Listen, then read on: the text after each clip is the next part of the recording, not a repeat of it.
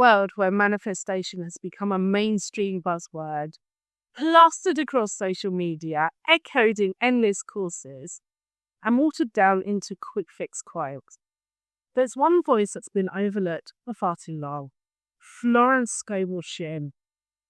She was teaching what we now call reality creation over a century ago, and not as a fleeting idea or feel-good philosophy, but as a precise and practical spiritual science. Her book, The Game of Life and How to Play It, published back in 1925, still stands as one of the clearest and most empowering guides on manifestation ever written. Florence wasn't interested in selling you a fantasy. She offered a grounded, repeatable approach rooted in divine laws that apply as much today as they did back then. She didn't market a secret, she revealed a truth. What set her apart was her simplicity and clarity. No mysticism for mysticism's sake, no intellectual complexity for ego's sake, just the raw, elegant mechanics of spiritual cause and effect. Her teachings were anchored in 4 pillars: alignment, vibration, faith, and speech. And she brought them to life with a single powerful metaphor: life as a game. Learn the rules and you'll move through it with grace and purpose. Ignore them and the game will feel chaotic, overwhelming, perhaps even rigged. Her central teaching, your word is your wand, wasn't poetic embellishment. It was the foundation. Florence taught that words shape outcomes. They don't just describe reality, they command it. Every sentence you speak plants seed. Most people, she observed, were unknowingly using language to reinforce fear, doubt, and lack. Then they'd wonder why their lives reflected that. She offered a better way: speak with intention, bless instead of criticize, declare instead of complain, claim instead of wish.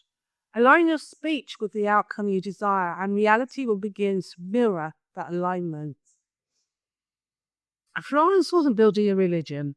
She was offering tools. Her teachings weren't lofty or theoretical. They were liberating, empowering, and refreshingly direct. She had the energy of someone who had decoded something essential and wanted you to stop struggling and start using it. Her message was simple: you already have the power. You just forgotten to use it.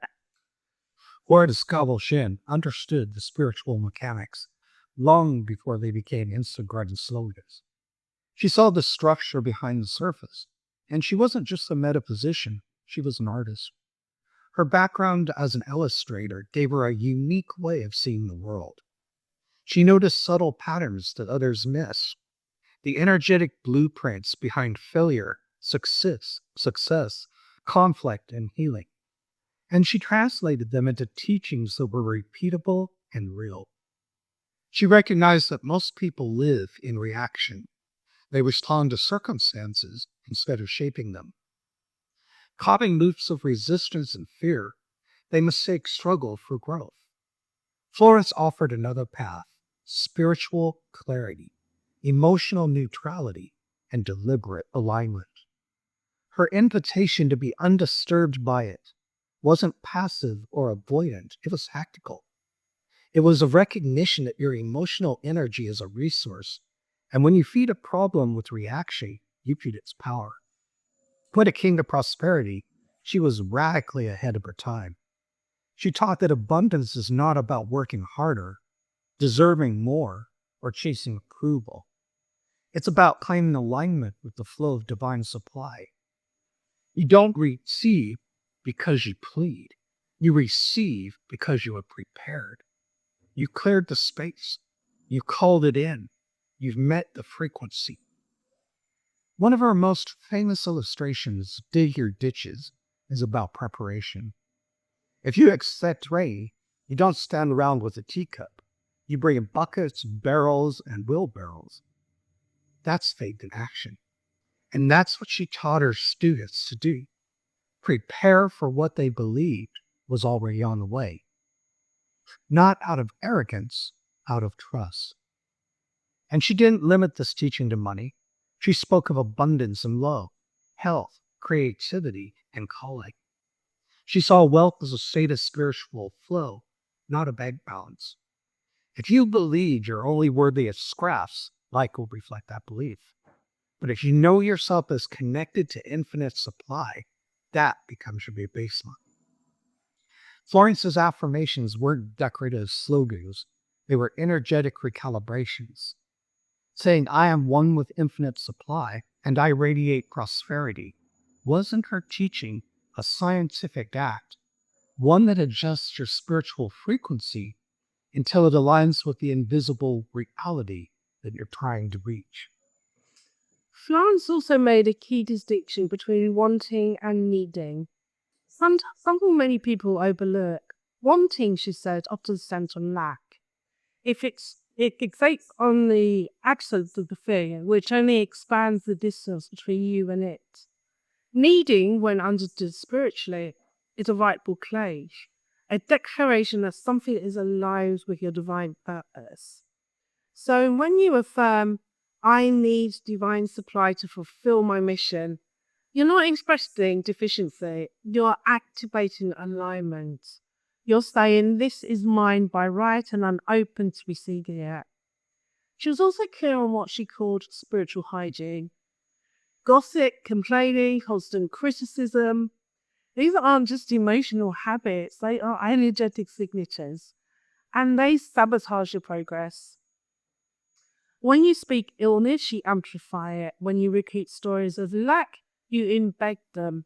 And when you bless, affirm, and speak with conscious intent, you become a creative force. You shape momentum in your favor. One of her most battled but powerful teachings was on non-resistance. People often think it means giving up, being passive, or tolerating harm. But Florence meant something completely different.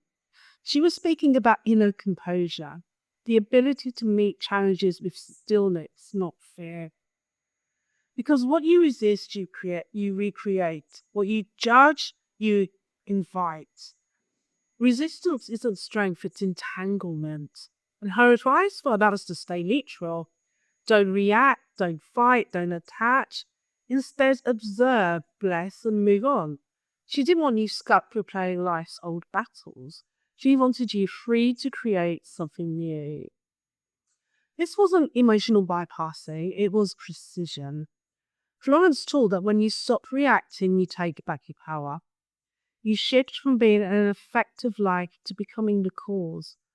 And that's when you start seeing true change, not just on the surface, but deep within your experience. Florence's approach to prayer reflects that same level of inner authority. She didn't beg. She didn't plead with the universe. She declared spiritual fact. She spoke her prayers with certainty because she believed that speaking from the end result was the quickest way to get there. One of her most quoted affirmations, I give thanks that my ships come in over a calm sea, under grace in perfect ways, is a perfect example. There's no desperation, just clarity, just trust. Calm seas, perfect ways.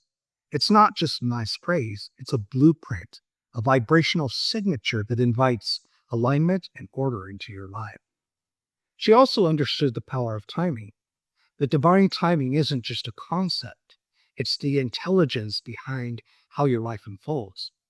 Delay doesn't mean failure, often it means realignment. Florence taught that when you're not seeing what you asked for, it might be because something better is on its way, or because you're not quite ready to hold it yet. The universe, she said, is never late. It's always precise. When things appear to fall apart, it's often because something more aligned is being constructed. In the end, Florence wasn't offering religion. She was offering spiritual sovereignty.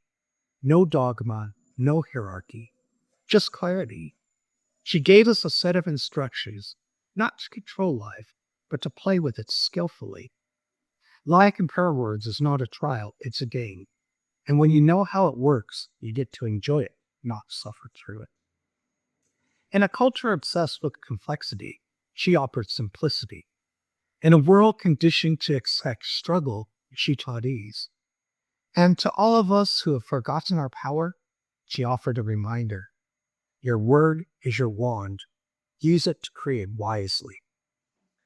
Thank you so much for spending this time with us. If today's conversation gave you something to think about, or perhaps helped you see things in a new way, go ahead and give the video a like. It really helps people discover this kind of content, and we truly appreciate it. If someone in your life might benefit from Florence's wisdom, feel free to share this episode with them. Sometimes one small insight can make a big, big difference. And if you'd like to keep exploring topics like this with us, be sure to subscribe to this channel and don't forget to hit the bell so you're notified when new episodes go live. We've got more coming your way and we'd love to have you along for the journey. So until next time, think differently, dream boldly, and create consciously. I'm a quiet rebel, I don't need a shower. Changing the world from the inside out. No fists in the air.